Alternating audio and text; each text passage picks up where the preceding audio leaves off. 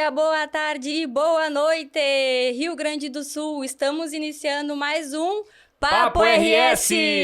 Me chamo Lehana Zanin. Vinícius Mendonça. E hoje estamos aqui para apresentar para vocês uma pessoa da área da saúde, uma psicóloga. O nome dela é Ariana Correia. Tudo bom, Ariana? Tudo bom. Seja muito bem-vinda. Seja bem-vinda. Obrigada. Ariana, nós vamos começar aqui hoje o nosso podcast. A Lehana disse que tem umas pautas bem legais para colocar, mas a gente gostaria de, no início, assim, uma história tua, dar uma introdução de quem é a Ariana, onde é que ela cresceu, como é que ela foi escolher a psicologia para fazer parte do profissional dela. Bom, eu nasci e cresci em Alvorada. Eu escolhi a psicologia desde os meus 13 anos de idade. Né? Bem jovenzinha, já sabia o que queria. Bem jovem. Eu ficava muito entre medicina e psicologia. E sempre tive interesse em saber um pouco mais sobre comportamento humano, sobre pensamentos, emoções, principalmente, né? E cada vez mais que eu tentava pesquisar sobre, meu pai me influenciou muito, né? Ele sempre quis uma filha psicóloga. Então, eu acabei comprando mais ainda a ideia. Entendi. E desde a tua infância, então, tu já sabia que tu queria ser. E nada fez tu mudar de... Não teve nenhuma outra que te balançou? Sim, teve. Só a medicina? A medicina, mas eu queria fazer uma especialização em medicina médica legista. Ou então, lá em casa brincam muito comigo, né? 8 ou 80. Ou eu lido com gente viva, ou eu lido com gente morta. Nossa Mas senhora. Pessoas, eu entendi. Né? Gosta Sempre. de pessoas.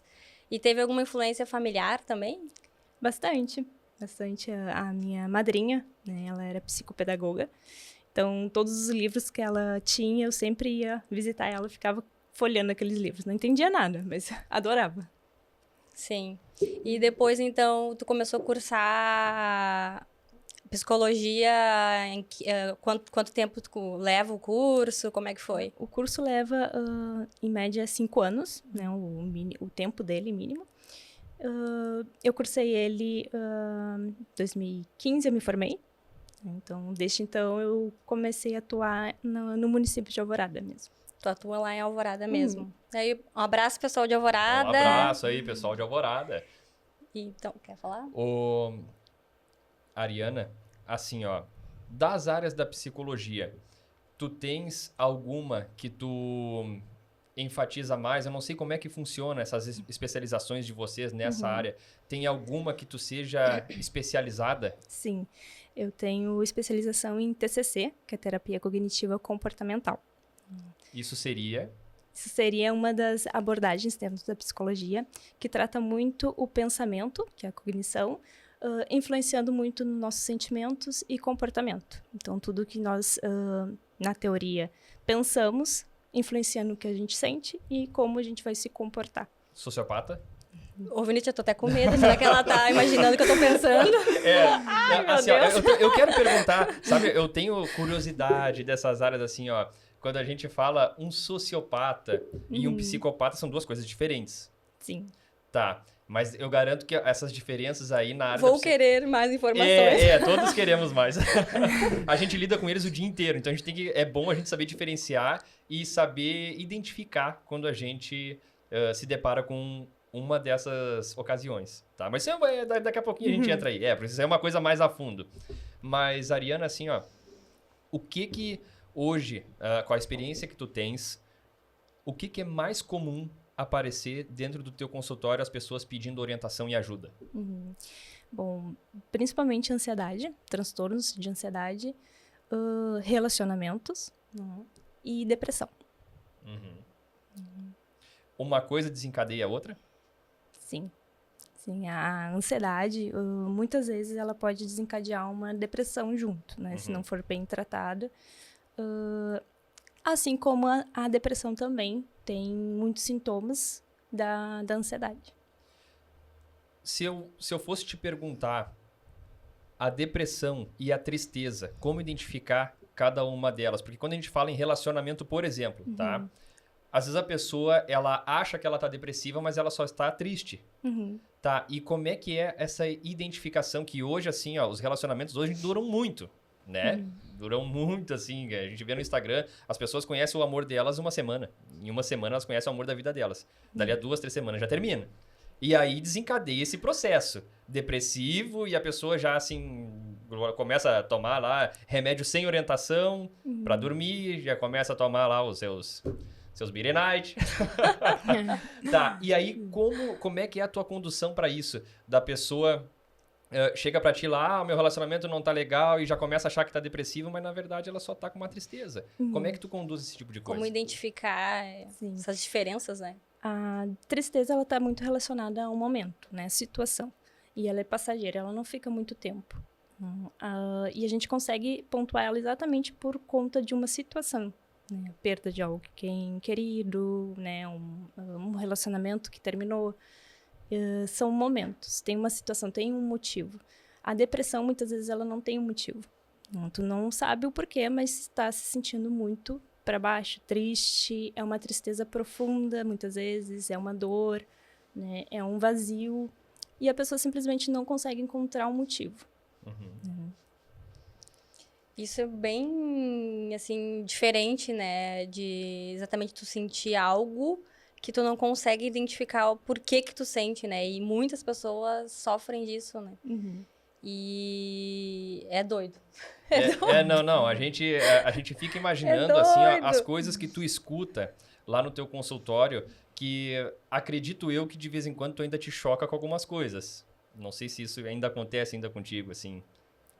Olha, eu sempre costumo dizer que o ser humano pode nos surpreender sempre. Boa! Nossa senhora! Eu acredito nisso, não te falo isso.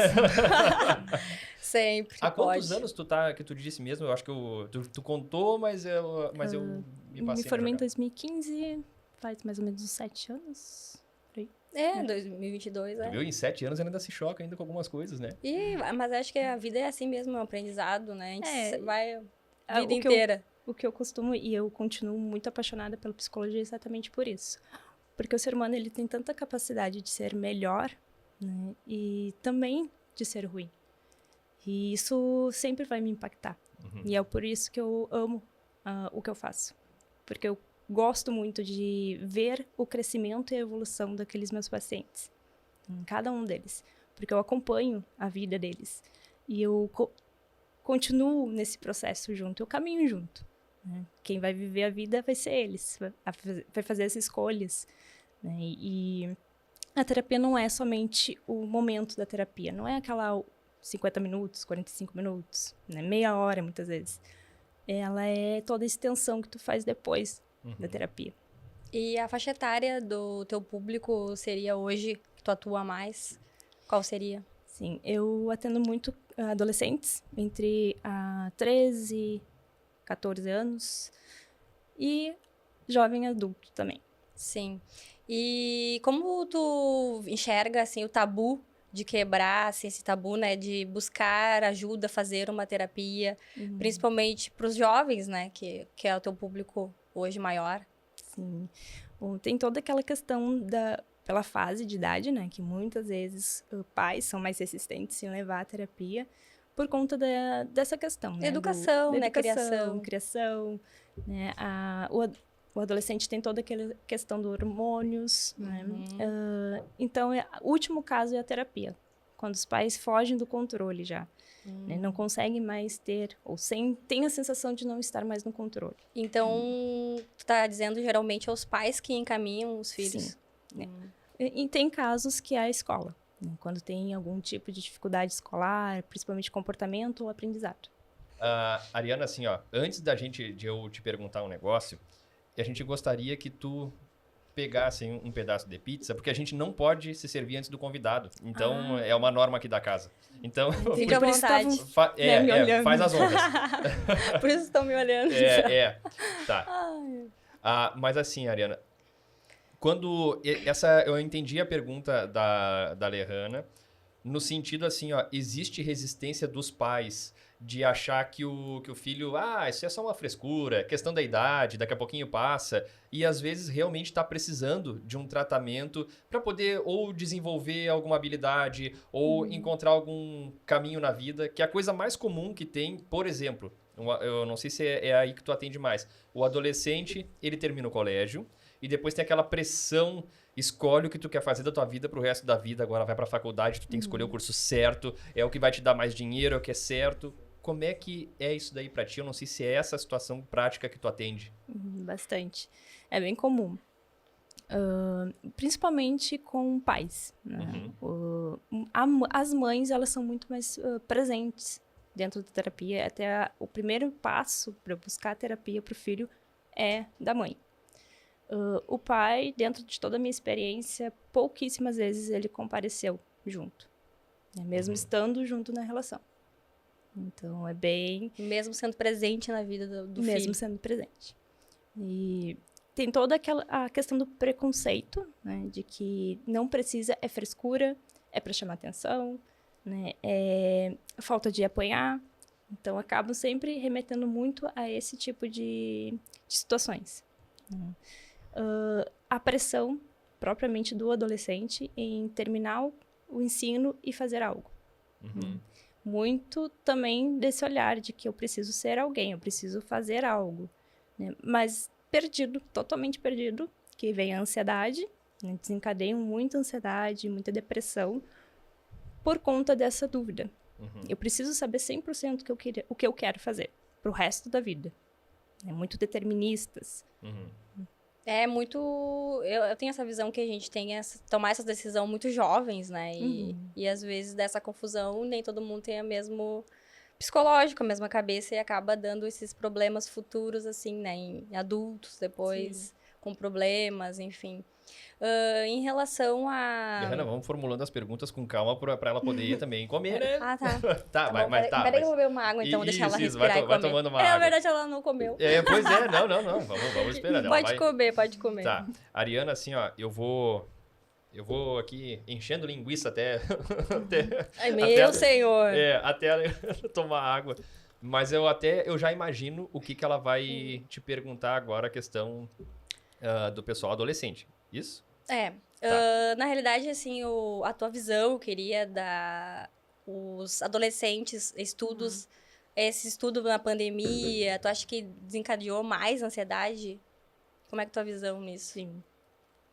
Na pandemia, esses 2 anos, o que eu percebi toda a procura da ajuda da psicologia exatamente por conta de uma ansiedade dos jovens. Uma ansiedade muito fora do padrão, né? Um aumento da ansiedade. Muitas dúvidas, né? Muita dificuldade de acreditar em si mesmo, né? Que é capaz, que consegue, por conta de toda a incerteza da pandemia. A gente começou a pandemia, não sabia quanto tempo ia durar. Toda aquela dúvida e medo também, porque pais, querendo ou não, home office, acaba falando muito e conversando sobre qualquer momento ser demitido, como vão se sustentar, como vão seguir, né? A crise financeira. Acaba que os pais também passam a insegurança, né? Sim. E que, querendo ou não, os jovens, eles não são cegos, né? Hoje em dia, a tecnologia, tudo está disponível. Tá, né? Essa tecnologia, tu acha que ela mais ajuda ou mais atrapalha? Não tendo cuidado. Essa é a pergunta. Não tendo um bom cuidado, né, do uso, sim. Ela influencia muito negativamente. Sim. O excesso. O que chega pra ti, assim, ó, estatisticamente, hoje? Criança ou essa fase adolescente? O que chega mais hoje? Adolescente. Em torno de uns 15, 16, até os 18 anos. E tu sabe que essa fala de que é frescura, de que, isso aí é uma coisa que já vai passar, isso daí é tão comum, tu deve ver isso aí quase que todos os dias. E como tu mesmo falou, que é mais as mães que vão acompanhar, e normalmente isso aí vem, claro, da figura masculina, aquele negócio, não, isso aí não é assim, no meu tempo não tinha isso. E, na verdade, pode ser por falta de informação, ou pela bagagem que ele já carrega já de outras pessoas dizendo isso. O que tu teria para recomendar para esse pessoal, assim, ó, quais os sintomas para começar a identificar que realmente precisa de um tratamento, assim, ó, que da pessoa acompanhando dentro de casa? O que tu recomendaria para essas pessoas? Ficar, ó, foca nesses sinais. E esses sinais vão dizer que precisa, tá começando a precisar de uma orientação, de um tratamento. Bom, primeiro é a questão da escola. O desempenho escolar, ele normalmente acontece cair. Tanto na questão de notas, né, de desempenho, como também no comportamento. Isolamento social, começa a rejeitar certas coisas que antes fazia bem, ele gostava, praticava, esporte, né, sair com os amigos, coisas que normalmente é algo que uma criança, um adolescente está em formação quer fazer e ele começa a negar isso, né, a ficar muito isolado. Dentro de casa, sem conversa, sem diálogos, né, fica muito isolado. Esses são os sintomas principais. Tu tá falando e eu tô vendo que eu tenho na família casos assim. Aí passa um monte de coisa na tua cabeça, né? Porque existe realmente, e tá muito próximo da gente, crianças, adolescentes que se isolam e os pais acham normal, tá tudo bem, é uma fase, mas na verdade tá tudo diferente, né? Até nessa própria construção da personalidade deles e para eles serem adultos. Por isso que eu já vejo que já tem muito adulto também já que passou por outras dificuldades diferentes que hoje os adolescentes enfrentam. Mas eu tô com medo dessa próxima geração, sabe? Eu fico pensando, o que vem? Essa pergunta, assim, ó, pela tua experiência e que tu tá acompanhando, então, é uma pessoa bem jovem e por tudo que tu tá acompanhando essa transição, o que tu espera dessa nova geração que tá totalmente ligada no digital? Coisas assim, ó, por exemplo, que criança que não brinca mais, quase não tem muito aquela interação, passa o dia inteiro... computador, videogame. Eu digo, eles são presos. Eles são presos dentro daquele mundo digital, né? Que antigamente remetia sempre à rua, pega-pega, esconde-esconde, tinha aquelas brincadeiras dinâmicas. E hoje... esse mundo digital, eles prendem dentro de casa. Antigamente a briga era, as mães chegavam, volta pra dentro de casa, já tá tarde. Hoje é sai daqui, guri, vai pra rua, porque eu não aguento mais. Sim. Tá, e qual a tua opinião sobre isso? Extremamente preocupante.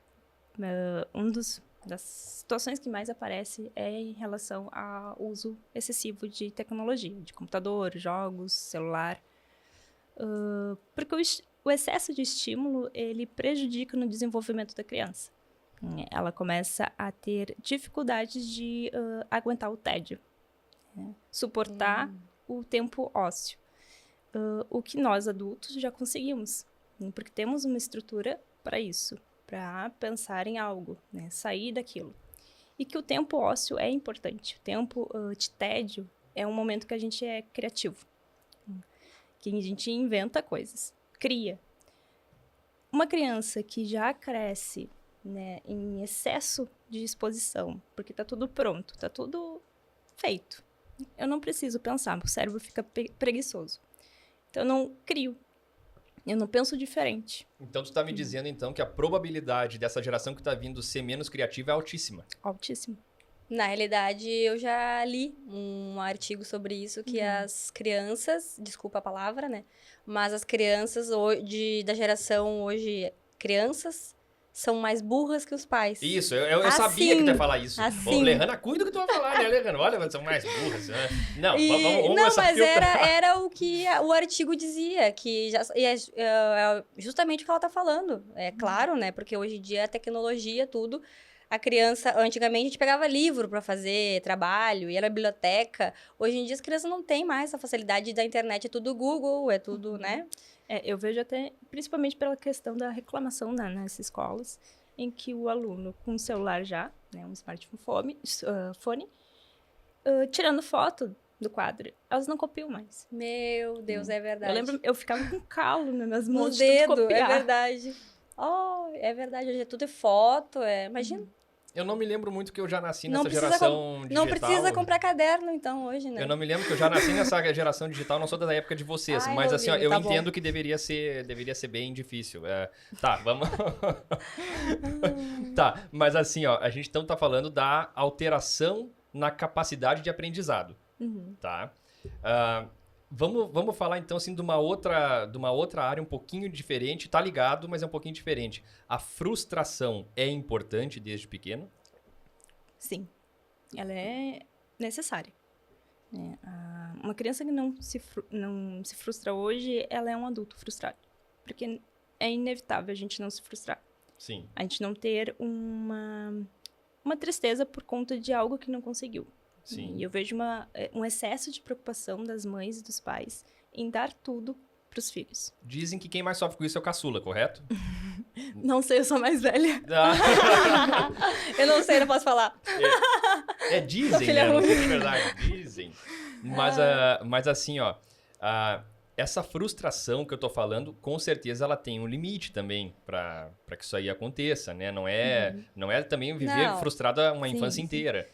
Com certeza, nesse momento de desenvolvimento da criança, ela poder experimentar certas emoções, todas elas, se possível. Exatamente para que ela consiga elaborar e tenha um apoio, né, do adulto, do cuidador, para desenvolver isso. Como chorar, né, ficar triste, ficar brabo, as emoções mais negativas, em que os pais eu vejo que têm uma intolerância a perceber isso Uhum. e a conduzir. Não quero que meu filho fique frustrado, não quero que meu filho fique triste. Ou é impossível, porque são emoções humanas E necessário. necessárias, fundamentais. E a partir do momento que eu sou privada a sentir isso, eu vou ter uma grande dificuldade na vida adulta. Com excesso de ansiedade, depressão, transtornos relacionados a toque, por exemplo, né? Principalmente na pandemia, hoje em dia, desenvolveu muito casos Agora, assim. isso é uma coisa que eu também queria te perguntar. O TOC, transtorno obsessivo compulsivo. Isso. O TOC, existe uma maneira onde ele se desenvolve? Existe uma tendência dele desenvolver através de um ponto de partida? Sim, da ansiedade, principalmente. Ela é um dos transtornos de ansiedade. Nós temos dentro da ansiedade quadros, né, transtornos, que ela se diferencia, como fobias, né, ansiedade social, e temos o transtorno do pânico, assim como também o TOC. Então, o ponto de partida dela é a ansiedade. O que é uma herança genética nossa. Então, a ansiedade, ninguém se escapa. Qual é a diferença de ansiedade normal com a ansiedade patológica, a gente chama de clínica? É a intensidade dela. Porque ficar ansioso por um evento, por exemplo, eu estava ansiosa quando cheguei aqui. Não sabia o que esperava por mim. Não sabia quais seriam as perguntas, o que iria acontecer, como eram vocês, e isso causa uma ansiedade. Mas que passa. Conheci vocês, a gente começou a conversar, teve um momento de descontração, passou. Ansiedade patológica, eu sofro com isso até o momento e eu ainda tenho sintomas físicos. Batimento cardíaco, falta de ar, respiração ofegante, né, suor, tremor. Né, e eu começo a perceber muito isso em mim. E o foco fica tanto direcionado a mim, né, a esses sintomas, que eu acabo tendo um ataque de pânico. Eu ia te perguntar, é bem relacionado aos sintomas da crise de pânico, né? Sim.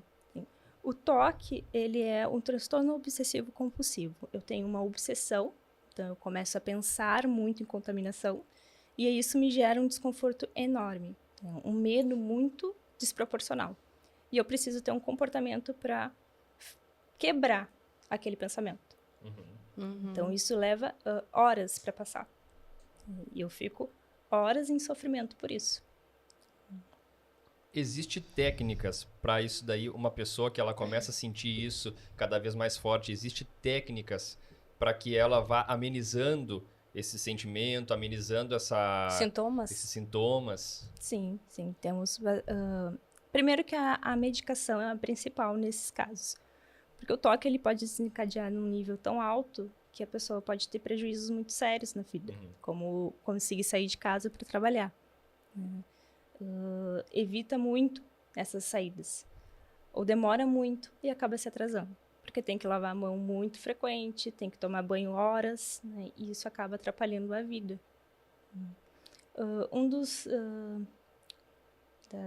das estratégias que a gente ajuda é muito no espelhamento. O que uma pessoa, tomar consciência dos sintomas e o que uma pessoa que não tem toque faria, num caso de sair por aqui e tocar na maçaneta. Uma pessoa que tem toque, ela não faria isso. Não tocaria na maçaneta. Ou faria isso, mas ela iria de uma maneira muito ofegante e muito sofrimento e logo em seguida tentar amenizar, que é a lavagem excessiva. Conseguir estar consciente do que é o sintoma e que é o toque, para conseguir encontrar estratégias saudáveis para lidar com isso. Sim, pra tratar, né? Entendi. Será que eu tenho toque? Eu tenho mania de lavar as mãos. Eu tenho mania de comer, até vou começar de novo aqui, ó. Eu fiquei pensando agora. Eu tô com um toque aqui. Não, eu tô com um toque, eu acho. Não, porque a pandemia trouxe muito essa questão das mãos, né? E eu já tinha esse hábito de lavar as mãos direto. Tá, eu acho que não é excessivo, mas eu tenho a mania de lavar a mão. Ela lavou 10 vezes que chegou. Então eu tenho toque, preciso me hidratar. Ainda passou álcool ainda. Mentira. Mentira, mas acaba que eu acho que muita gente desenvolveu com a pandemia, né? Sim. O Bastante. toque esse das lavagens de mãos, enfim, que tu tá falando. Tá, agora vamos entrar no assunto que tu queria entrar. Qual? A Me pandemia. lembra. Pandemia. A pandemia. Vai lá, Alejandro. Taca a ficha. É a pandemia, né? Já perguntamos pra ela como que as crianças, crianças e adolescentes, que é o público maior dela. Ué, gás! Isso é culpa da Dona Arlete, que aqui, ó. Dona Arlete nem tá aqui pra se defender, coitada. Coitado, Vinícius. Que o público jovem sofreu muito durante a pandemia, né? Mas agora, o pós-pandemia, como é que eles estão lidando com isso? Sim. Eu vejo uma grande dificuldade no voltar no novo normal, que todos começam a chamar hoje, né? O novo normal, ainda com cuidados, porque a gente precisa ainda ter cuidados, o vírus ainda existe. Mas como fazer isso? É a pergunta que todos fazem. Como conseguir voltar ao normal, né? Primeiro que identificar as nossas emoções. Quais são as emoções que estão acontecendo? Quais são as situações, pensamentos? Qual é o comportamento que tu está tendo que está influenciando a ter um prejuízo? Conseguir ter uma autopercepção sobre isso é fundamental. Se autoconhecer. Além de ter eu digo, muito cuidado consigo mesmo. Sim, acho que tudo é, né? Tu se conhecer, né? Sim. E ter paciência também, porque muitas pessoas, e eu vejo, principalmente no público que eu atendo, que são os adolescentes, uma agitação, uma aceleração muito grande. Eu tenho que fazer as coisas acontecer, mas eu também procrastino muito por conta disso, porque eu tenho medo de falhar. Sim. A procrastinação aumentou nessa pandemia? Bastante. Eu tenho uma pergunta que tu falou da agitação das crianças. A alimentação, tu acha que influencia muito, assim, hoje em dia, nessa agitação das crianças? Bom, na agitação, eu acredito que, além da alimentação, né, é a dificuldade de ter uma alimentação saudável, né? Porque a criança, ela identifica a alimentação com aquilo que gosta. Sim. E... Se deixar, só comem o que gostam. Né? Sim. Esse aquilo que gosta é do incentivo ela desde pequena ou não tem muito a ver? Tem a ver com os estímulos, né? Eu apresento um chocolate e uma fruta, a criança vai pelo chocolate. A tendência é por quê? Não que não vá, algumas preferir a fruta, mas a forma como eu coloco, a forma como é apresentado. Por comportamento, porque a criança é estímulo, é espelho. Meus pais comem. São exemplos, né? Se eu não vejo isso na minha família, no meu vínculo, por que eu vou fazer? De forma muito inconsciente, a criança tem essa percepção. Respondendo a tua pergunta, sim, a alimentação ela causa, né, alguns sintomas na criança, como excesso de sono, falta de energia, apatia, né, e muitas vezes pode estar sendo identificada como se fosse algum problema no âmbito do emocional, né, da saúde mental. É relacionado com a depressão também? Sim. Crianças que acabam adquirindo um pouco de obesidade são propensas a ter mais depressão? Principalmente pela questão da autoestima, né? Elas começam a ter muita baixa autoestima, né? Pensamentos negativos de si mesmo, além do bullying que hoje nas escolas são, infelizmente, bem frequentes. Sim. Tá, e esse, É um assunto meio polêmico, bullying. assim, ó, vai. esse bullying aí que tu fala, antigamente a gente tinha, assim, aquela Era entrada... a reação. Eu lidava assim, né? Eu via Tipo os assim, grupos de colégio. Ah, fulano se arriou em fulano, se falou mal, sei lá. Mas hoje se criou essa palavra, né?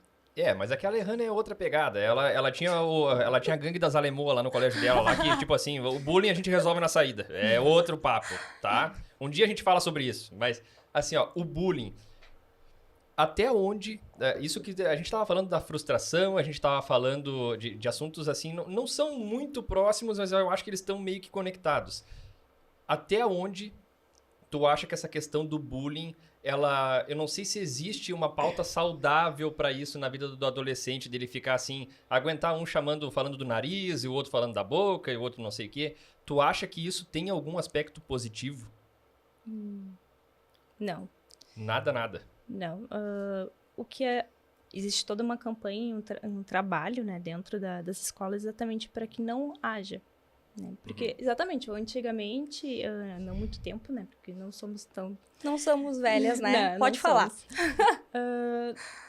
Existia a piadinha, né, os grupinhos que ficavam brincando, fazendo arriadas, né? Uhum. E isso sempre causou um mal para a criança. Sim. Né? Uma insegurança, uma dificuldade de socialização, né? A depressão vem muito disso, nessa faixa da criança de idade. Dificuldade de aprendizado por conta disso. Tem crianças que conseguem, por ter uma estrutura, talvez elas consigam lidar com isso. Mas os danos ficam. E eles são permanentes, muitas vezes. E precisa ter um trabalho para que isso se recupere, de alguma forma. Eu tenho muitos casos, porque como trabalho muito com adolescente, então tenho muitos casos desse tipo. Acredito que sim, porque é muito forte. E esse trabalho que existe nas escolas, tu não chega a acompanhar os teus pacientes, né? Na escola também? Sim. Sim? Sim, faço trabalho... por isso que é tão complexo o trabalho com criança e adolescente, porque não é somente a criança. Uhum. É todo o âmbito que ela vive. É todo o âmbito que ela vive. Família, escola, né, os relacionamentos que ela tem.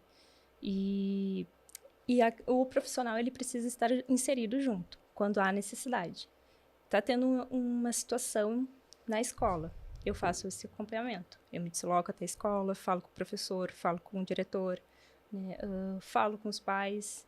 Isso tudo Bem eu faço... completo o trabalho.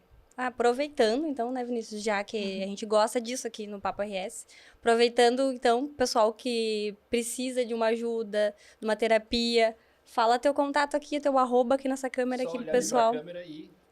É o @psi.arianacorrea.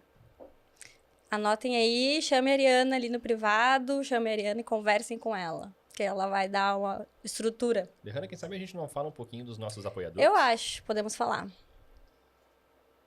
Então tá, pessoal, falando da Acmos, então, a nossa parceira aqui do programa, a Acmos tem um portfólio de produtos de vitaminas, principalmente agora, né, porque nós estamos entrando no inverno, no frio, para dar aquele up na imunidade, é só chamar o pessoal ali no telefone que eu vou passar, que terão um atendimento. É 051 99 842 6767. Pessoal, essa aí é para ti que ainda não comprou teu imóvel, seja para investimento, seja para moradia, a Melnick tem aquele que se enquadra melhor para tua vida. E tu que quer saber mais, é só pegar e anotar esse telefone: 51 99665 3574. 99665 3574. Melnick, muito mais que morar.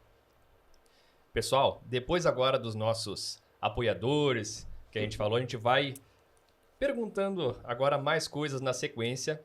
E assim, ó, já que a gente estava falando sobre adolescentes, a época de colégio, a gente falou sobre bullying, as experiências amorosas dos adolescentes, isso deve chegar para ti direto.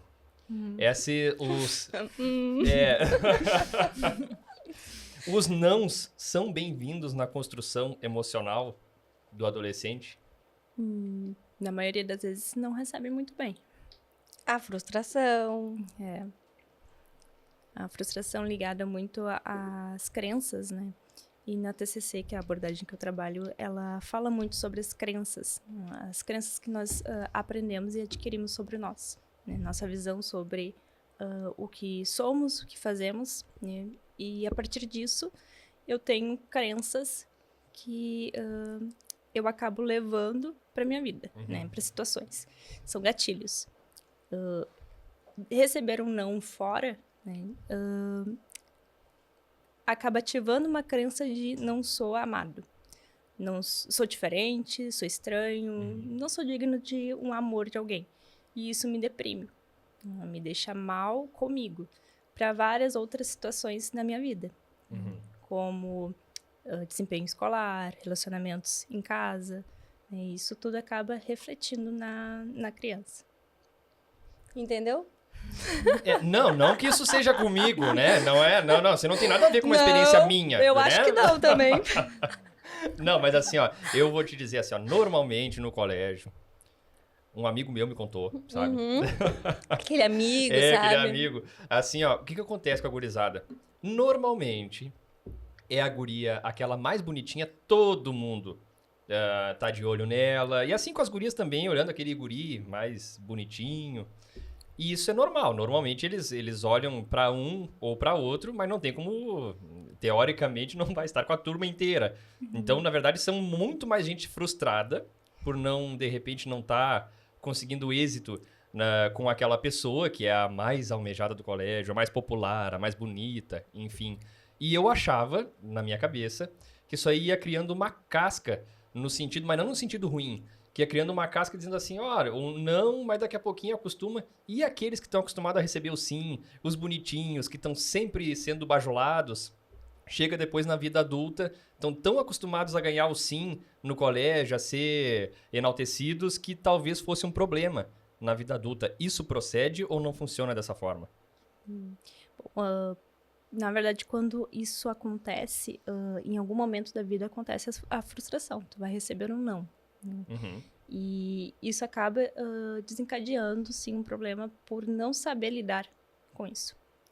Então, faz sentido quando tu precisa passar pela frustração, precisa receber o não e aprender a lidar com ele. E eu vou aprender a lidar, a grande maioria dos adolescentes dessa faixa de idade tem um processo para aprender com isso. Eu vou ficar irritado, brabo ou triste, e aí depois eu aceito. São fases em que a gente vai precisar passar para elaborar bem essa emoção e o que eu tô sentindo. Uma pessoa que nunca recebeu um não, em algum momento da vida, em alguma área da vida, tu vai receber um não. Né? E lidar com a frustração nesse momento. O que acaba sendo muito difícil. Porque eu nunca tive contato com isso. O que é muito difícil, né? Sempre recebemos um não, um tipo de não. Sim. Em relação a isso, tu quer desenvolver mais alguma coisa? Não, chega de frustração no colégio. Chega. Não, eu não quero ficar lembrando dessas coisas. Já falamos já. Tá, então, frustração. E sobre, vamos falar estamos falando da negatividade, das coisas ruins que os adolescentes passam, né? Mas agora vamos falar sobre incentivar os filhos, apoiar os filhos, isso para formação de caráter da pessoa. Como é que tu vê, assim? Um pai que incentiva, que bota pra frente a criança. E isso tá mudando? Vem numa crescente? Vem mudando essa forma... Não digo aquela coisa só... Desculpa. Não digo aquela coisa de só passar a mão em cima, né? Ai, meu filhinho, coitadinho. Não, fez coisa errada e passa a mão por cima. Tô falando de justamente enaltecer as coisas boas que a criança faz. Isso aí. Sim, sim. Eu vejo que existe toda uma tendência de evolução na criação, sim, em que cada pai, cada mãe, com suas experiências, né, como filhos, eles tentam reverter isso na sua criação, na criação dos seus filhos. Isso é uma coisa que a maioria que me aparece no consultório é a questão da cobrança. Né? Cobrar que o filho realize e faça aquilo que eles acreditam que é o melhor. Mas nem sempre o que eles acreditam que é melhor é o que a criança quer. Isso vai de tanto até o profissional, né? Que nós estávamos comentando que tem muita... Chega lá a frustração na hora de escolher algum curso, às vezes não é o que a criança quer, que os pais querem que ela faça, né? O pai queria ser médico e antes do guri prestar vestibular já tá comprando jaleco. Cara, isso acontece muito. E assim, ó, essa projeção dos pais, questão assim, o meu filho... até pra encher o ego, sabe? O meu filho, que nem o pessoal antigo, né? O meu filho é doutor, sabe? Meu filho é doutor. Eles diziam assim. Como é que tu recebe isso e qual a tua orientação quando o adolescente chega pra ti e diz assim, o meu pai quer que eu seja algo, mas eu não me vejo fazendo isso daí. Até porque aquela mesma pressão que tu tinha colocado, isso é pro resto da tua vida. Tipo, depois que tu escolher aquilo ali, não existe outra possibilidade. Como é que tu trata isso com eles? Essas escolhas muito importantes numa fase da vida de transição para a vida adulta. E qual a tua orientação? Bom, isso está muito ligado na questão de agradar. Né? Eu preciso agradar, eu preciso ter um amor, né, e a aceitação do meu pai e da minha mãe. Então, eu preciso agradar a eles. E se eu não agradar, a possibilidade de não agradar me causa ansiedade, me causa até depressão, né? Porque tu fica entre aquilo que tu quer e às vezes tu não sabe bem o que tu quer e aquilo que meus pais dizem que querem. E eu preciso agradar isso, porque há uma pressão em torno disso, de suprir uma necessidade, uma projeção que é dos meus pais. Às vezes eu até concordo.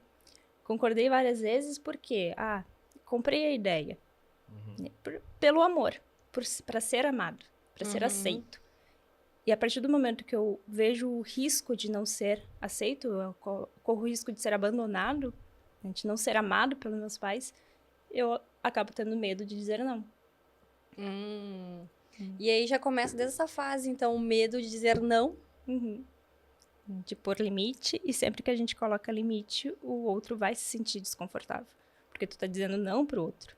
Sim. E dizer não pro teu pai, pra tua mãe, existe toda uma construção social de que tu não deve fazer isso. Porque teus pais te colocaram no mundo, te deram comida, te criaram. Então tu deve tudo a eles. Tá, então o limite, ele vem das duas partes, tanto do filho quanto dos pais, isso? Sim. Principalmente dentro da terapia, eu faço todo o trabalho junto com os pais também, de conseguirem compreender a individualidade daquela criança. E não vem aquela pergunta, tu quer me ensinar a criar meu filho agora? Não vem isso daí, às vezes pra ti assim, que tu falou que a maioria lá são mães. Sim. E a mãe tem aquele negócio, eu gerei, eu cuidei, eu Eu amamentei, que sei. eu que sei, exatamente. Eu que mando. Algumas, né, em exceções, mães que são muito controladoras, mães muito narcisistas, né? E a gente entra num outro ramo, que sim, elas têm uma imposição muito forte. Tu tá descrevendo a minha mãe. Não, brincadeira, mãe. Não, mãe, brincadeira. Isso aí não é. Corta. Não. Não. Mas a grande maioria das mães que aparecem são mães que são extremamente ansiosas e preocupadas, né? Inseguras sobre a criação. Né? De estou fazendo certo, estou fazendo errado. Isso é uma coisa. As mães tragam os filhos, né? Tá, isso aí. Eu dei um tu quer botar ela numa saia justa, né? Não, olha. Depois, não, olha só. Mas, olha, eu acho que, na verdade, minha visão, meu ponto de vista. Assim, não, mas tu fez uma pergunta. Eu fiz uma pergunta, depois ela fala. Mas é meu ponto de vista que eu enxergo, tá? Os pais, agora nós estamos falando de mães, né? Mas os pais, os dois, mas as mães, às vezes, tem muito problemas, assim, de psicológico que não trataram, de vida, e elas refletem isso nos filhos. E aí essa criança é criada no meio disso tudo, e como tu falou, são controladoras, elas querem que os filhos sejam o que elas gostariam que fosse, que se relacionassem com um tipo de pessoa, e tudo, aí elas querem gerir, né? a vida da criança, adolescente, adulto, e eu já vi casos que existem assim, de adultos sendo controlado pelos pais. Parece que não é, mas são. Uhum. Então, responda a minha pergunta.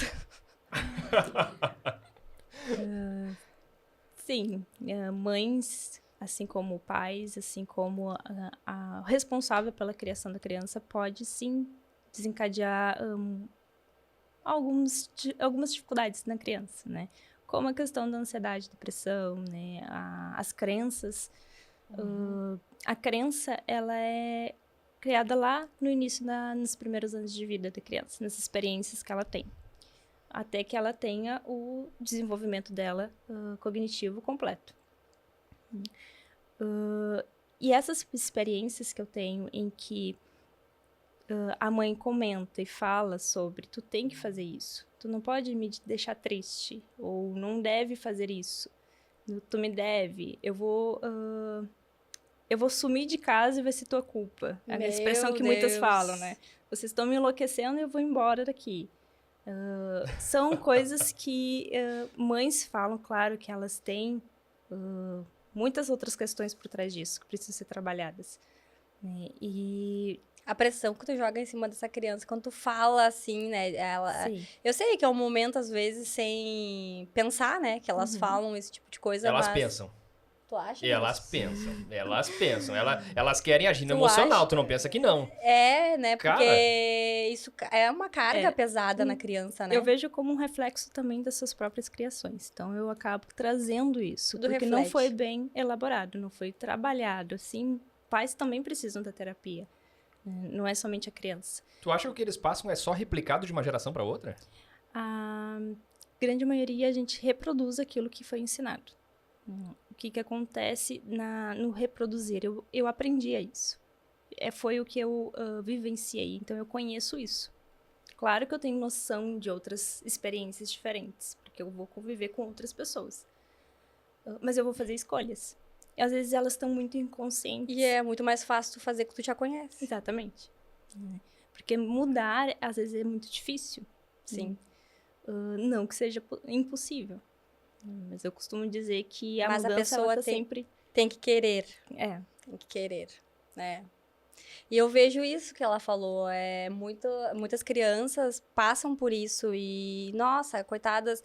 Eu fico pensando, assim, pobre das cabecinhas, né? Porque a gente vê que, às vezes, elas têm... Ou os pais refletem nas crianças e as crianças querem sair daquilo ali e ficam ali perdidas, né? Por isso que precisam de ajuda, precisam ser tratadas. O que eu costumo dizer muito que a minha experiência demonstra e me mostrou muito foi o quanto que a grande maioria dos pais que levam criança para o consultório, eles também precisam do acompanhamento.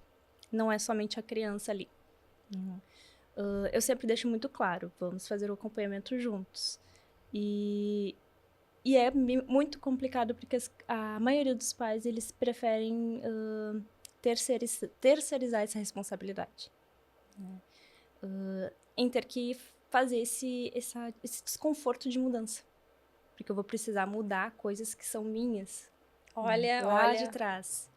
Olha o grau, né, de importância disso que tu tá dizendo e dificuldade que é enfrentado, né?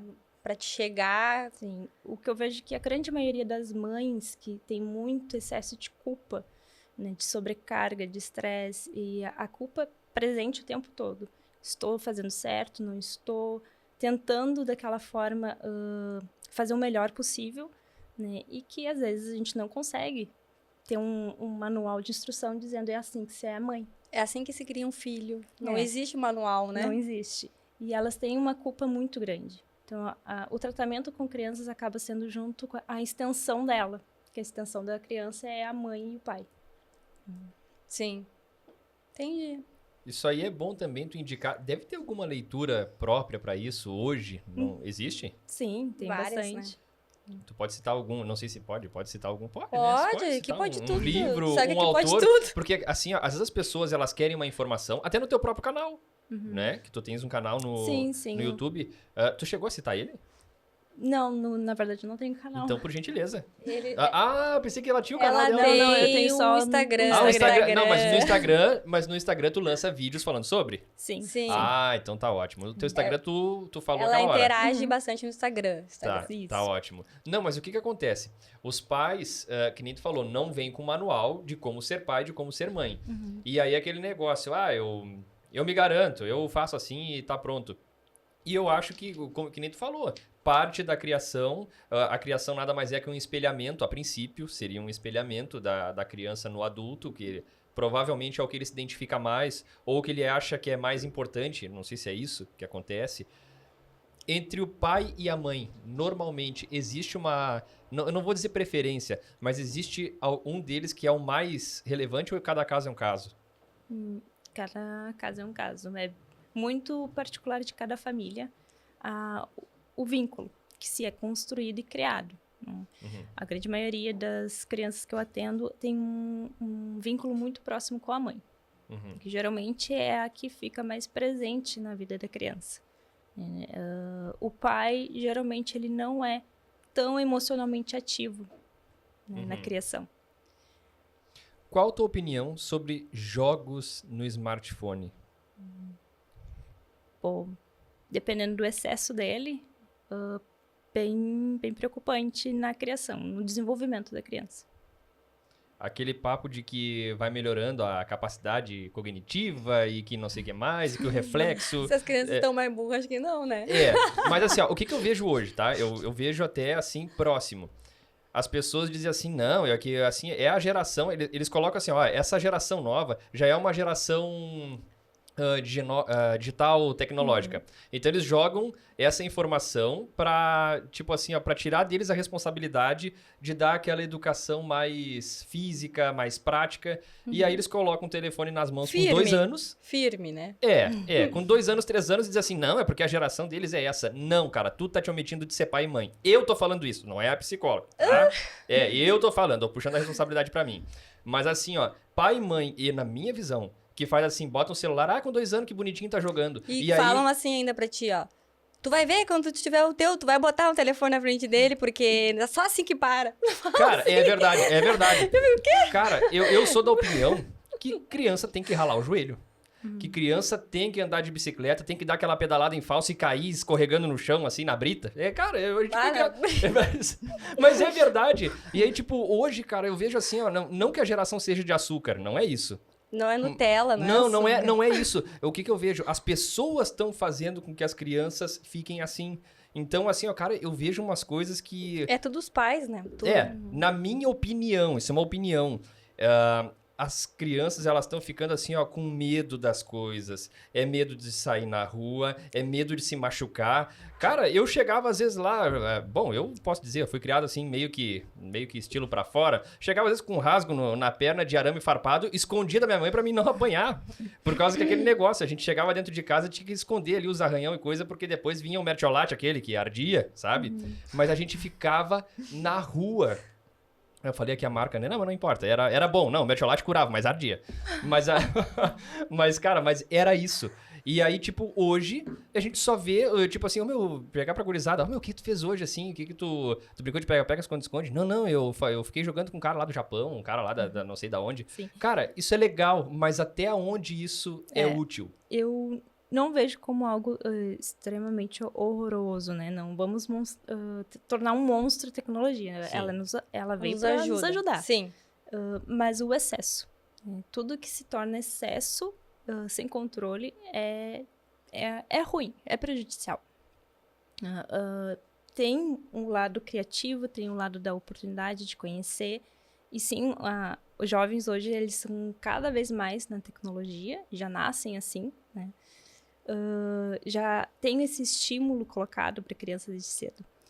E o excesso, a partir do momento que ela começa a não interagir mais, a ter esse medo, esse receio de ser criança, enfrentar o tédio, ter criatividade, se relacionar com outras crianças, isso acaba sendo prejudicado. E eu sempre digo para os pais que é difícil dizer não para ele, é difícil colocar limite, porque a criança vai chorar, vai brigar, vai dizer coisas que vai machucar, né? Principalmente quando sabe onde manipular. Mas é extremamente importante que a criança esteja com contato com outras crianças. Sim. Esteja em Sim. interação. Né? E que não... Pro desenvolvimento dela é importante, não que ela não tenha que ter o contato. É importante, senão ela vai ficar alienada também. Sim. Né? Mas ela precisa do limite. Porque a criança que tem limite é uma criança que se sente amada. A criança que tem um não... Tu falou uma coisa que eu penso.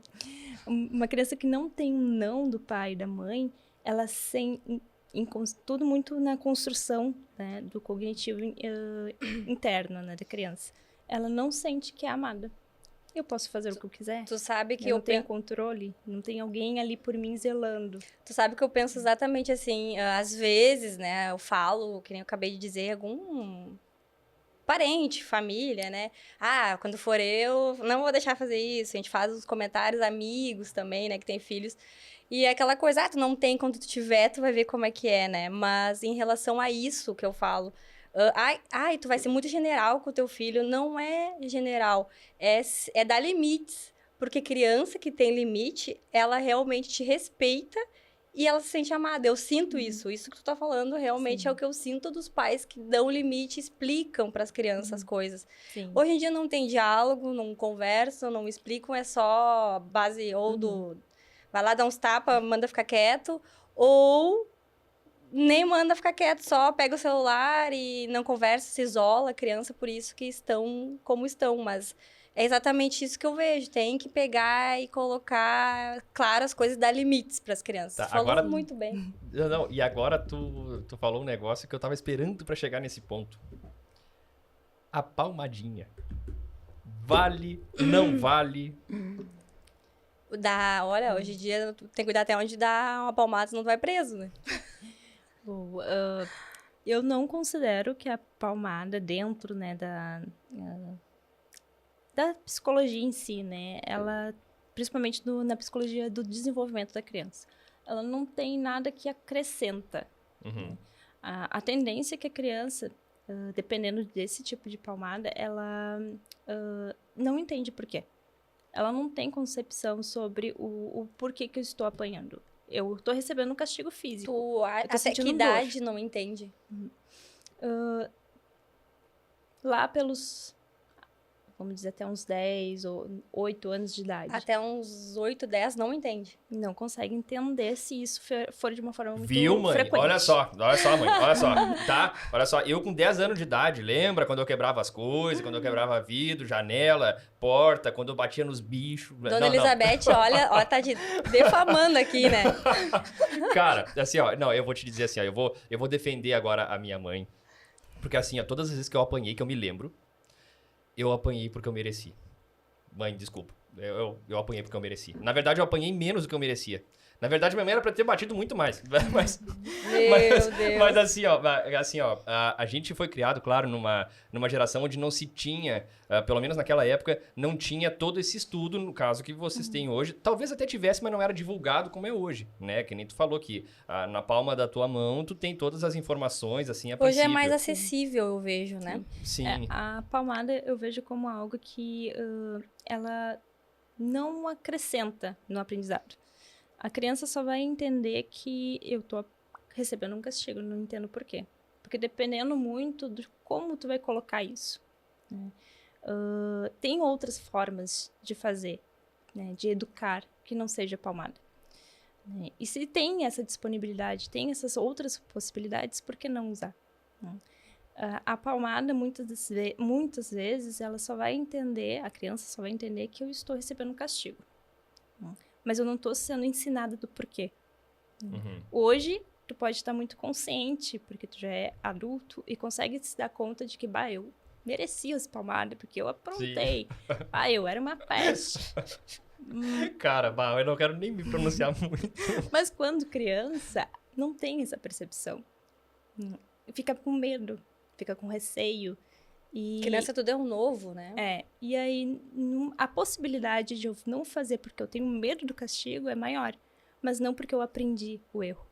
Não porque eu aprendi que não, isso aqui não é o que se faz. Tu sabe que a técnica do blefe eu aprendi com a minha mãe, né? técnica de blefar com as pessoas. A minha mãe dizia assim, ó, eu já sabia que eu ia apanhar porque eu tinha feito alguma coisa muito, muito grave. A minha mãe não era de bater por qualquer coisa, mas quando precisava, ela dava. Aí, eu chegava ali na porta de casa, eu dizia, mãe, não, eu não vou apanhar. Não, entra. Mãe, eu não vou apanhar, né? Não, entra. Aí eu entrava... Porque senão tu não entrava, saia correndo. Mas eu entrava e vinha de... vinha igual. Mas assim, ó, eu vou te dizer assim, ó, eu acho que os meus irmãos não aprontaram. Eu não sei se isso tem tu é o pestinho, então. É assim, ó, isso tem uma explicação. Aquela hora eu puxei pelo caçula, e não é de graça, porque eu sou o caçula lá em casa. O que acontece? Que eu vejo, os meus irmãos não aprontaram quase. Os meus irmãos, assim, eles nem apanharam quase. Só que eu era um ato de rebeldia em pessoa. Eu consigo enxergar isso muito nítido hoje. E eu vou dizer assim, eu tiro o chapéu pro meu pai e pra minha mãe que me toleraram. Mas existe alguma explicação pra isso? Que assim, ó, tipo, dois tranquilos, criados de uma forma, aí tem um lá que veio pra incomodar. Existe isso? Existe uma explicação pra isso? Porque todo mundo lá foi criado da mesma forma. A individualidade, né? Mesmo que tenha a criação, a mesma criação, tu é diferente dos teus irmãos. Eu sou diferente das minhas irmãs.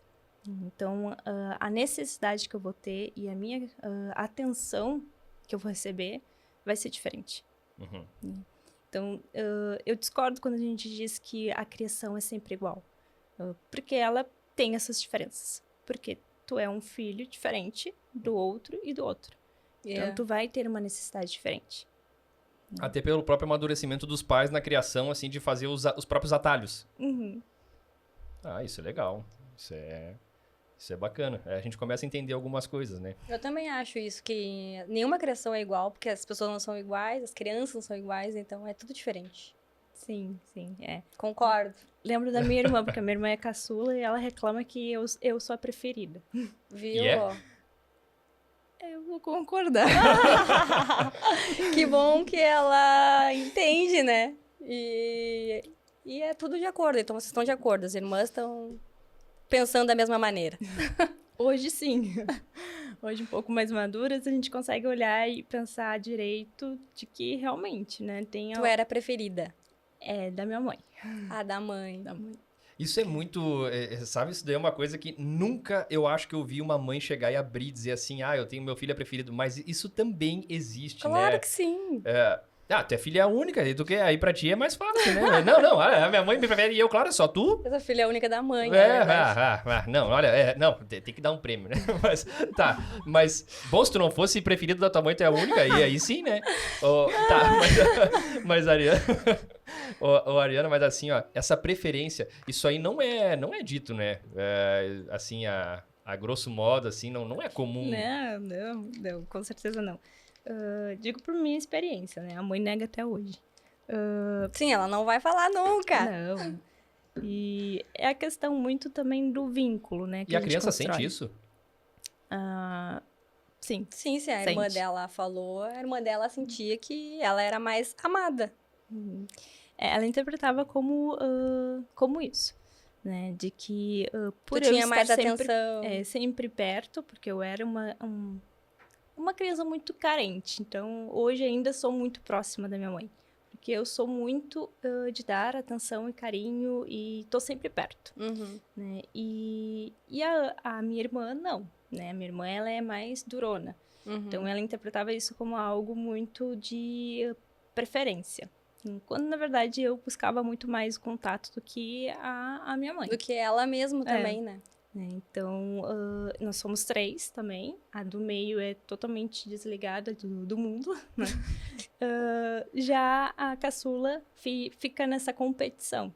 Né? A competição de ter a atenção. Eu li sobre isso um tempo atrás, sobre essa competição do filho caçula com o filho mais velho. Aquela disputa de atenção. Uhum.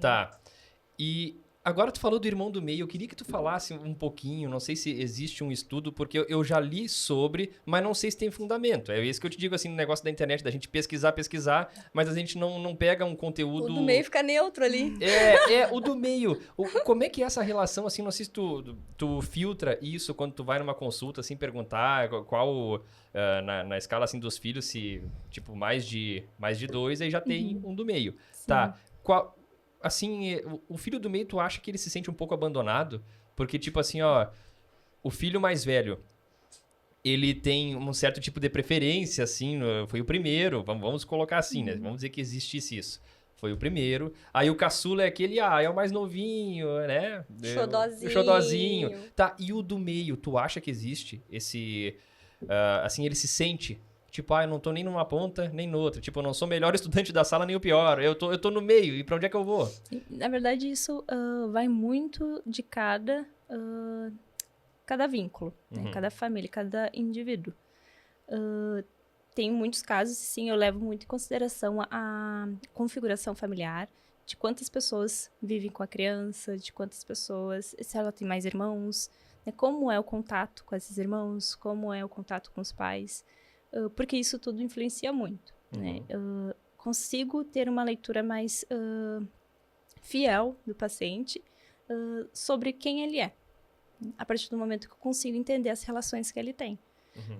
Não tem uma regra de que o mais velho é isso, do meio é isso e o caçula é isso.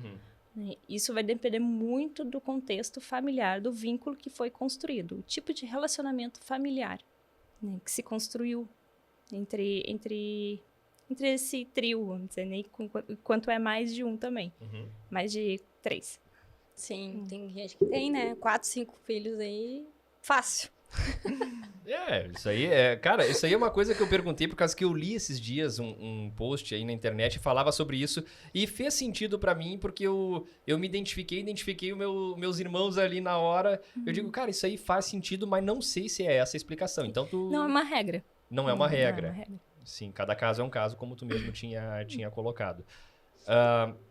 Lehana, quer perguntar alguma coisa? Tu vai perguntar, depois eu pergunto. Tá. Aquele negócio que a gente estava falando sobre os pais, voltando um pouquinho, os pais quererem controlar. Existe também a gurizada chegando... A gente está falando mais a linha adolescente, mas tu também atende o pessoal adulto? Sim. Tá. Então vamos puxar um pouquinho pro adulto. A gente já falou bastante criança. Os adultos cheios de problemas. Vamos começar a falar dos problemas dos adultos. Mas assim, ó, como tu tinha colocado, relacionamento. Tu acha que essa é a principal procura hoje dos adultos quando eles chegam no teu consultório? A principal eu não digo que mas é um dos motivos que influencia. A grande maioria vai em busca por conta do estresse do trabalho. E a segunda é relacionamento. Estresse do trabalho, já que tu entrou nesse assunto. Tem uma nova, você comentou ali antes, uma nova nomenclatura que estão usando. Sim, a síndrome de Burnout. Que piorou devido à pandemia. A pandemia, sim.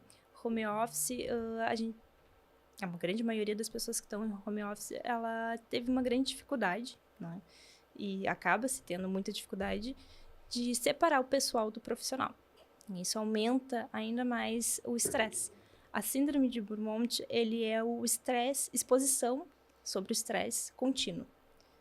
Então, imagina isso no trabalho dentro de casa. Meu Deus, acho que eu tô com isso. Estresse contínuo. Tá, pensando assim, brincadeiras, tá. tô com tudo, né? A Lehana é bem terapia. esperta, o Lehana aqui, ó, vai no consultório Bem dela esperta. e paga a consulta, tá? Boa. Ela começou a se resolver aqui. Em relação a isso, eu vejo realmente uma dificuldade, eu tenho essa dificuldade de trabalhar em casa. Porque tem os afazeres de casa, tem outra, né, o cachorro, o papagaio, o periquito, a mãe, não sei o quê, que quem tem filhos, então, meu Deus, né, não consegue separar o foco, né, na verdade, ter o foco no trabalho ali dificulta muito. Eu acredito que quem ainda tem metas, desempenhar trabalhos assim que tem meta, que tem que dar resultado, ainda mais é dificultoso e a pessoa entra em conflito mesmo. No geral, tu acha que a pessoa, é isso que tu tá falando, tu acha que a pessoa, ela é mais produtiva fora ou dentro de casa? No geral, fora. Principalmente por essa dificuldade de conseguir separar o profissional do pessoal. Porque realmente fica tudo muito misturado, né? Filho, casa, né? Outras situações. E fora de casa, no trabalho, tu tem um momento em que tu para tomar um café, tu conversa com um colega, tu tem O uma interação. ambiente, né? Um ambiente separado é importante exatamente para conseguir fazer essa separação. Ainda assim, tem casos em que nessa estrutura, nessa modelo, tem pessoas que desenvolvem ainda, né, essa síndrome. E conseguir perceber, se dar conta de que é o estresse do trabalho. Eu não consigo me desligar, eu estou sobrecarregado, eu estou levando trabalho para casa, ou eu não consigo me desconectar do trabalho. Eu estou sempre... 24 horas. 24 horas. Isso acumula um estresse. E como que faz o tratamento desse tipo de... Sim, o tratamento após identificar que é realmente isso, né, a gente faz todo um tratamento dentro da TCC para que isso comece a ter uma mudança, né? A autopercepção, né, o sentimento que tu tá tendo, né, conseguir perceber e identificar. E como modificar isso. Né? É importante ter essa percepção para que eu possa mudar, né, o comportamento. Tudo é questão do autoconhecimento também, a pessoa Sim. entender que ela tá com esse problema. Sim, até para que eu consiga identificar. A partir do momento que eu consigo identificar, eu consigo buscar uma mudança. Uhum. Muitas pessoas chegam sem saber onde está o problema. Porque a gente não tem o costume, não fomos ensinados a olhar para si e pensar o que está acontecendo comigo. Grande, agora ela levantou uma coisa bem importante. É muito mais fácil, né, tu apontar o erro do outro, falar do outro. Agora, tu olhar pra dentro de si. O que eu tô fazendo de errado? Porque meus resultados são sempre os mesmos. O que eu tô fazendo de errado? É muito difícil. É muito difícil, que é essa questão que tu tá falando. Se enxergar, né? Autocrítica. A autocrítica, autoconhecimento. Sim. Realmente se conhecer. O autoconhecimento, porque muitas vezes a autocrítica é usada somente para criticar, né? Somente para se colocar para baixo, para acabar procrastinando, né? Que me leva à procrastinação. A procrastinação, ela está presente também nessa síndrome porque eu estou me confrontando com algo que internamente eu acredito que eu não sou capaz, que não vou conseguir, não vai dar certo. A partir do momento que eu vou chegar perto de te confrontar que eu não sou capaz, que é a minha crença, eu desisto. Eu não chego perto, não tento. Agora a gente vai começar a falar sobre paradigmas. Não, mas é isso, né? Cada um... tu concorda que cada um se prende numa bolha e essa bolha, ela não é nem colocada por nós. É bolha colocada por outras pessoas e a gente acaba entrando dentro dela e depois fica tão difícil romper, né? Sim. E esse trabalho, esse rompimento dessa bolha, esse descobrimento, como é que tu faz assim quando... Às vezes a pessoa nem sabe que tem isso. Ela chega lá com um problema e aí ela só te empurra assim, eu não consigo fazer isso, não consigo aquilo. Não, tu não consegue ou tu nem tentou. Ou alguma pessoa disse que tu não vai conseguir. O medo, né? As pessoas bloqueiam muito por causa do medo. Sim. E pra desbloquear isso? Sim. Existe todo o processo da terapia, a investigação, né, a avaliação. Eu costumo dizer que a terapia ela é um trabalho em dupla, né? A pessoa vai trazer as dificuldades, ela vai conversar comigo, vai contar da história e eu vou investigando em forma de perguntas. Então, eu sou uma psicóloga que fala bastante. Tem gente que questiona, né? Tu não é daquelas que não Só fala. ouve. Não, eu falo bastante. Pergunto exatamente para entender melhor o funcionamento daquela pessoa, porque cada um que passa lá é individual, tem uma história única. Eu posso ouvir 1000 histórias parecidas, mas ela vai ser única para aquela pessoa. E entender da onde veio isso. E ajudar a pessoa a conduzir essa resposta, a entender que ela pode fazer diferente. Aonde está esse medo? Por que eu procrastino? Por que eu tenho medo de confirmar uma crença que ela não é verdade? Eu só vou saber se eu confrontar. E por que o medo de confrontar? O que de pior poderia acontecer se falhar? Não é melhor falhar e tentar de novo ou nem tentar e ficar com a dúvida de eu não tentei? Como teria sido. Uhum. Sim. Tu sabe que isso daí, a gente que muitas vezes, eu não digo só eu acredito que tem muitas pessoas que acontecem isso na vida. A gente acaba, às vezes, levando, como tu já tinha falado também, levando a vida do jeito que os outros dizem que é pra te levar, porque é a maneira certa. Mas eles chegaram aonde tu não quer chegar. Eles chegaram, talvez não da forma que tu gostaria de chegar. E isso daí, eu acredito que depois da vida adulta vai sendo... Cada ano que vai passando é mais difícil de fazer com que a pessoa saia daquilo, de entender ideias novas. Eu conheço gente, por exemplo, vou te dar um exemplo bem prático. Eu conheço pessoas que passaram num concurso público, tá? Que hoje vamos dizer assim, é um objeto de desejo de muitas pessoas. Mas passaram no concurso público, não fazem o que gostam, adoecem, têm um sonho dentro de si de fazer uma outra coisa da vida e realmente daí sim ter uma realização profissional e não fazem isso. Essas pessoas costumam te procurar, tu costuma receber essas pessoas lá e quando tu recebe, tu dá um conselho ou tu deixa elas mesmo responderem essa pergunta? Recebo bastante pessoas assim. E é uma construção em ter uma confiança, né? Porque a relação terapêutica é muito importante para conseguir chegar a alguns pontos que é muito dolorido. Né? Uhum. Ou que existe uma resistência, né?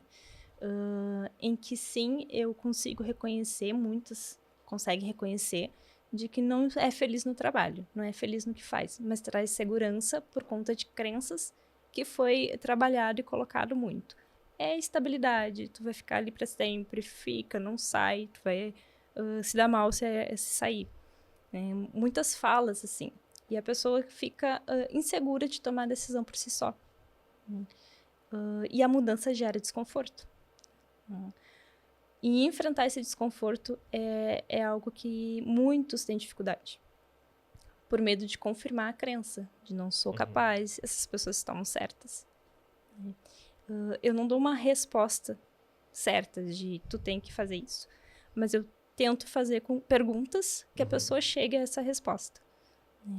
A grande maioria consegue trazer por si só. E traz, então, um motivo para mudança, uma motivação para mudança. Sim. Não, isso aí eu te pergunto porque isso daí é mais comum do que tu... É claro que tu imagina, claro, porque tu recebe o pessoal, mas é muito comum. E eu não tô falando só em funcionalismo público, não tenho nada contra, mas assim, até em empresa privada, ou enfim, qualquer serviço que pague bem, ou que ofereça uma estabilidade, ou que dê uma segurança, como tá falando, ou até para sonho de pai, de mãe, ou de alguém que goste, eu vejo muitas pessoas fazendo o que fazem só por realmente... E felizes no trabalho, né? E aí tem bastante. E aí o sonho mesmo é, às vezes, muitas vezes deixado de lado, sendo que a vida que a gente tem certeza é uma só, né? Sim. E passa. E muito rápido, né? Quem é que dizer que eu já tô com 18 anos, cara? Isso aí ninguém fala, cara. Não, tudo bem. Nem vou falar a idade, gurizada. Não vou falar a idade, porque senão daqui a pouquinho vou ter que fazer uma terapia meu aqui. 18. Não, esse negócio de idade é complexo. É complexo, mas graças a Deus a gente envelhece e com qualidade, né, hoje em dia. Porque... Ariana, então eu vou te fazer uma perguntinha só. Enquanto a Alejandra toma uma água aí, vai pensando na próxima pergunta, eu vou fazer uma pergunta bem sem vergonha. Por que mulher não gosta de dizer idade? Qual mulher? Algumas, né? Não, Eu não tenho problema com dizer minha idade. Tu tem? Também olha, não tenho. a maioria diz assim, eu pergunto, que idade? Isso é tão indelicado Geralmente perguntar. mulheres acima de 40, acho que começa a não querer dizer, mas... Tu tá com quanto? 41? 41? Não, brincadeira. Mas não tem problema de... Eu não vejo, né? Mas tu vê, Ariana? Depende muito da questão da segurança, né? Da autoestima da mulher. Tem muitas mulheres que começam a ter um problema com a idade por conta da autoestima. Né? Todo um preconceito, né? De mulheres acima de 40 anos. Eu ia te perguntar, a crise dos 40 existe? Pra mulher? Olha, pra boa geral, pergunta, eu acho, boa né? pergunta. Não é só pra mulher, né? Mas falando o que tu tá falando, crise dos 40 pra hoje, pra galera, pelo amor de Deus, né? mulheres de 40 que dão banho em gurias de 20, eu digo, meu Deus, né? Sim. O que acaba não aparecendo tanto, né? Quanto a baixa autoestima em mulheres mais jovens, né? Adolescentes e as jovens adultas, como nós, né? Fase adulta, entendi. Isso aparece com bastante frequência, né? Principalmente pela insegurança, né? O medo do julgamento, né? Da crítica, do quanto que a sociedade impõe, né, o padrão, aquele padrão de estética, de Sim. mulher. E isso acaba trazendo muita pressão na autoestima da mulher, na autocrítica, né, na segurança dela. Sim. Esses tabus e pressão, mulher sofre demais, né? Porque o padrão... Que padrão? Cada uma é uma, né? Que nem nós falamos como psicológico, como Tu tá físico. falando das mulheres e dos homens. O que tu tem pra falar? Porque, assim, pelo que a gente já havia conversado antes, os homens, eles são mais resistentes a procurar um tratamento psicológico, a procurar alguma alternativa pra resolver algum tipo de problema que tenha. O que tu tem pra me dizer, assim, ó, dos homens? Tu perguntou assim, de mulher ou de homem, a crise dos 40? Mas tu não enxerga que tem bastante homens que passam por isso e eles não procuram ajuda? Sim. Eu tenho visto uma mudança, né? Cada vez mais, até com colegas que eu converso na área, essa mudança em busca pela saúde, pela saúde emocional, né, dos homens, mas que isso não acontecia, né? Era muito raro, né? E tá tendo essa mudança. E eu vejo isso como algo muito, muito bom, muito importante, positiva, porque a saúde do homem em si, né, ela foi levada muito como tabu em outros aspectos, não só o emocional, né? Até mesmo de ir ao médico. Né? Porque o homem não tem que ir ao médico, não vou ao médico. Tem uma resistência até hoje, uma resistência muito grande de procurar um médico. Sim. Imagina o psicólogo. Sim. Já que entramos nesse assunto, o que leva... Quais são as causas que levam os homens a te procurar, assim? A grande maioria é a ansiedade, depressão, né? O estresse do trabalho. O principal ponto é o estresse. E relacionamentos. Voltamos ao relacionamento. Ele queria tanto falar de relacionamento. Voltamos ao relacionamento. Chegou a tua hora, vai, Vinícius. Não, é que na verdade, vamos falar bem a verdade, né? Quem conduz a relação é a mulher. De fato. Gostei. Não, vamos ser sinceros. De fato, a gente é sincera aqui. Mas é verdade. O cara chegar e dizer assim, hoje eu vou sair e vou jogar uma bola. A mulher diz assim, tu não vai. O cara não vai. Acabou. Não tem discussão. Isso aí não...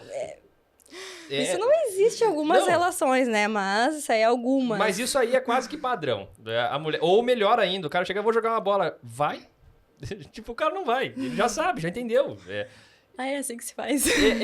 Tá aprendendo? É assim, entendeu? Então dizer que não vai, dizer que vai, dependendo do tom, o cara já sabe e o cara não sai de casa. Sabe por quê? A gente não quer pagar pra ver o que vai acontecer. Então, né, isso aí é experiência. Bom, mas o que acontece? Visto que nós somos vítimas, vamos... Sim, o homem é a vítima. Bom, não sei, né? Bom, dizem, né, que a cada 10 segundos no Brasil, um homem é impedido de ir no boteco. Dizem, né? Isso é uma estimativa que saiu na televisão esses dias, né? Tá bem informado, hein? Bom, Tem que armar os argumentos. Bom, mas assim, ó, a gente tava... Eu quero perguntar um negócio, eu não sei se é essa hora de te perguntar. A gente já tá quase na hora. Agora vai. Começou... Mas assim, ó, eu só queria perguntar, porque assim, a gente confronta essas pessoas lá no início, o pessoal que tá assistindo depois vai pausar, vai ver lá no início a gente começou a falar. Eu perguntei sobre perfil de pessoas assim, como é que eu vou começar isso aí? Psicopata. Mas é que eu não queria falar assim direto, né? Assim, os perfis agressivos, perfis de pessoas controladoras, pessoas obsessivas. E aí a gente entra num sociopata, correto? Uhum. Tá. Na verdade, eu não entendo. Agora eu quero que ela explique a diferença diferença de um sociopata para um psicopata. Porque assim, a gente ouve falar dos dois, mas eu acho que seria... É uma dúvida da galera, né? Eu acho que um chega às vias de fato e o outro não. Mas eu não sei se é só isso. Não necessariamente, né? Na verdade, o psicopata é um termo usado muito na mídia, né? Uhum. Que não passa de ser o sociopata. Um sociopata, ele pode nunca vir a cometer um homicídio. Mas a questão da falta da empatia, o comportamento dele, que é mais agressivo, não propriamente de agressão física, mas também Psicológica. psicológica, como a dificuldades com leis, né, infração de lei, né, todo esse comportamento antissocial, né, que a partir do momento que eu estou infringindo a lei, eu estou sendo antissocial, né, com a comunidade, com a sociedade em si. Então, eu passo por cima do que eu acredito, né, que um sociopata acredita que é melhor para ele. Azar de quem estiver no meu caminho, porque eu não tenho empatia. Né? Eu não tenho simpatia nem empatia. Eu conheço essas emoções, né? Mas eu não sei o que é. Né? Eu finjo essas emoções, mas eu não conheço, eu não passo por elas de verdade. Tá, mas eles têm conhecimento dessas emoções. Conhece, sim. Né? Podem ter uma vida de família, casar, mas ele não consegue sentir isso. Pode manipular muito bem. Não consegue sentir exatamente... Exatamente as emoções. Um sociopata sabe que ele é um sociopata? Ele tem conhecimento de que algo está errado. Não necessariamente ele conhece, sabe o que é. E para buscar terapia é muito difícil, porque são pessoas poderosas. Né? Elas são cheias de si e eles não necessitam de psicologia, né? de terapia. Eles Então, acham que aquilo é normal. Dificilmente Que eles são normais. buscam a terapia. É muito raro a gente encontrar dentro da psicologia um perfil, dentro da terapia um perfil. Que busque ajuda dentro do consultório lá. E como identificar essas pessoas? E faz o quê? Bota dentro do camburão e leva? E como que faz? Sim.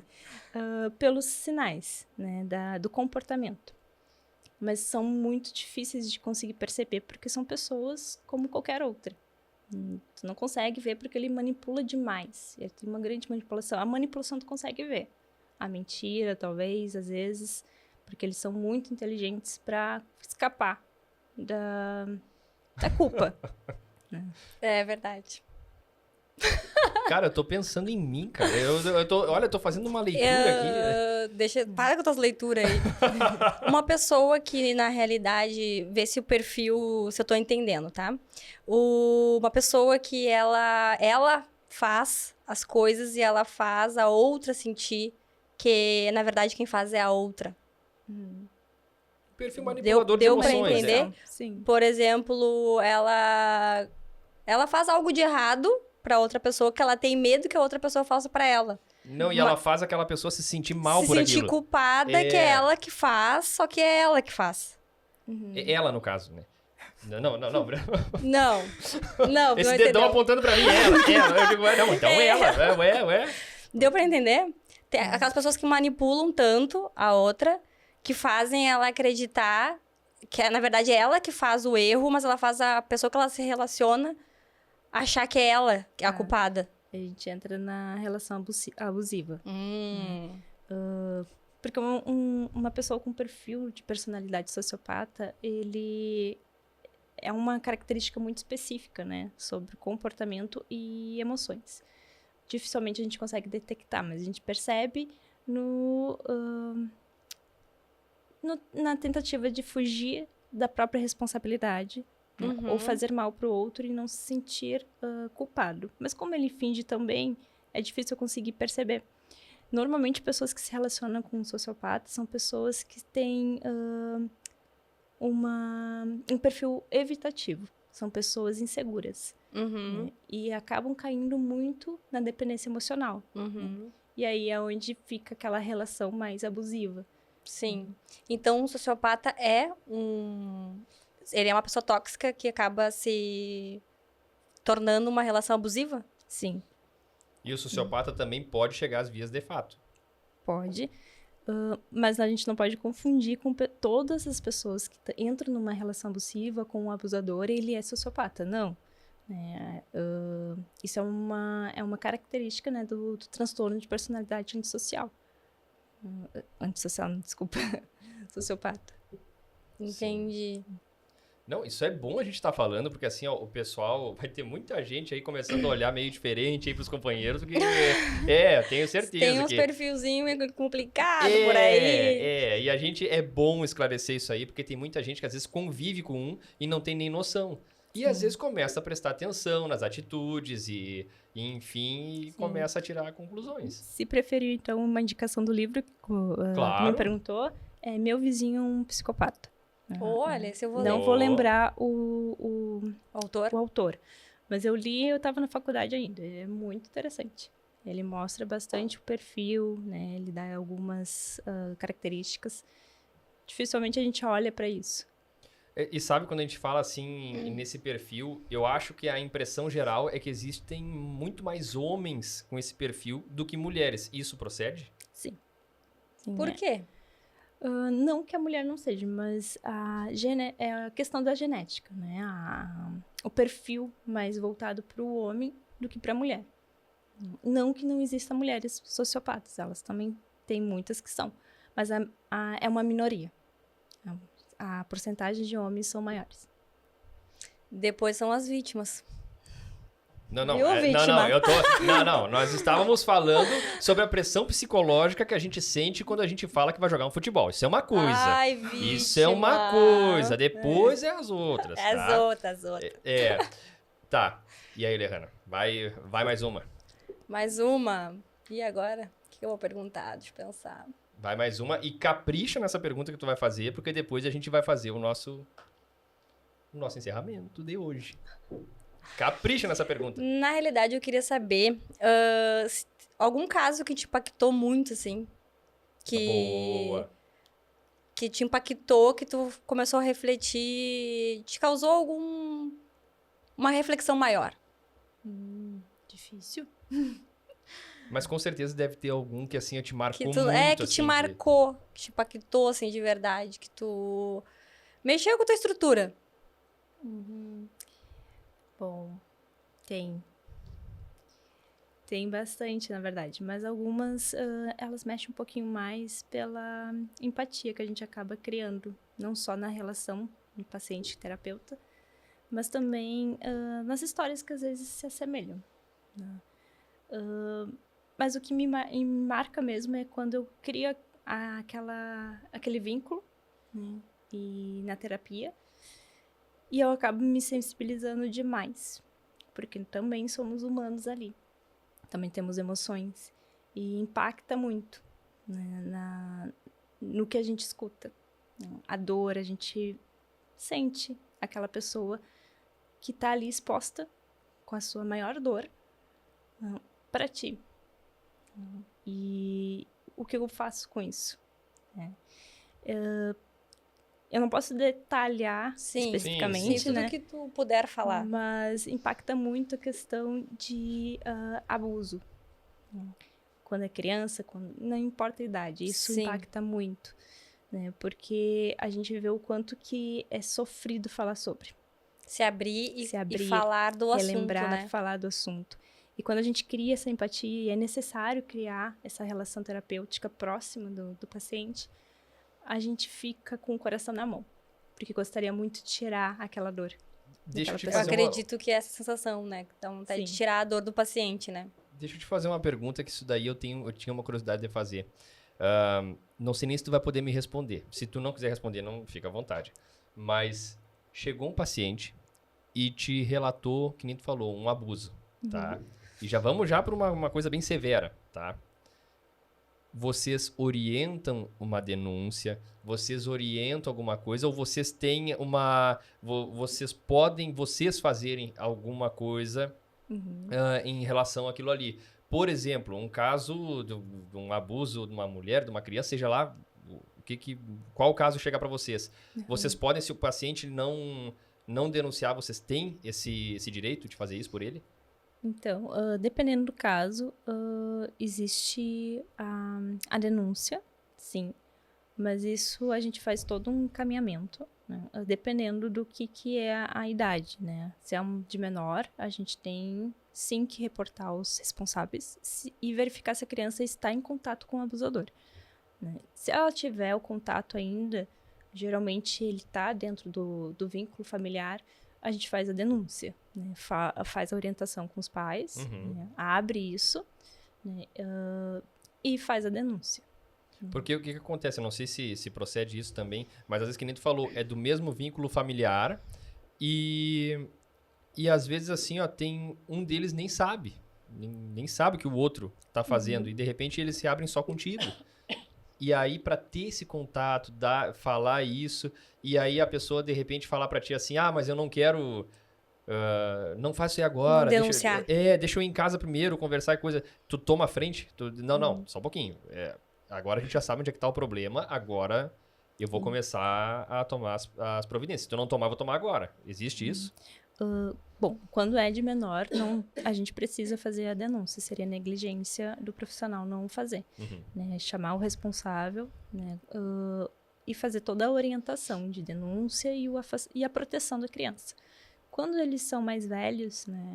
Talvez adultos, maiores de idade, fazemos um tratamento para que ela consiga expor isso.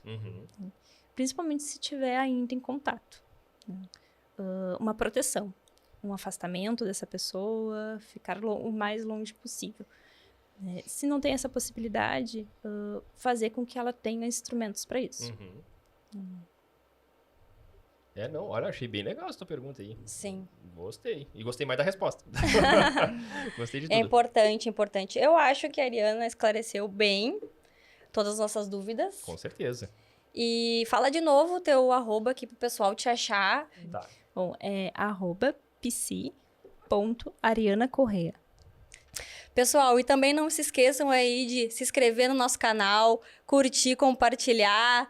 É muito importante para nós continuar aqui dando essa força para nós. Então, Ariana, muito obrigada. Obrigada pela presença. Nós agradecemos a tua disponibilidade. Bom, obrigada. Eu que agradeço muito essa oportunidade. Adorei conhecer vocês, adorei o assunto. Que legal, que bom. A gente sempre gosta que pessoas novas venham aqui e adoram a gente. Esse é um cúmulo da vaidade, né? Nós gostamos de pessoas que adoram a gente. Adoram Olha, a gente. gostei. Isso Ótimo. Olha, que legal. Mas é importante. Vai lá, pode concluir. Bom, na verdade é só isso mesmo. Eu queria agradecer e adorei conhecer o assunto. Espero ter mais oportunidades. Com certeza. A próxima oportunidade a gente vai te chamar de novo. E aí tu vem aí dar mais um esclarecimento da saúde psicológica para as crianças, adultos e em galera em geral. Tá Isso aí? bueno. Então tá. Muito obrigada, galera. E ficamos aí até o próximo Papo RS!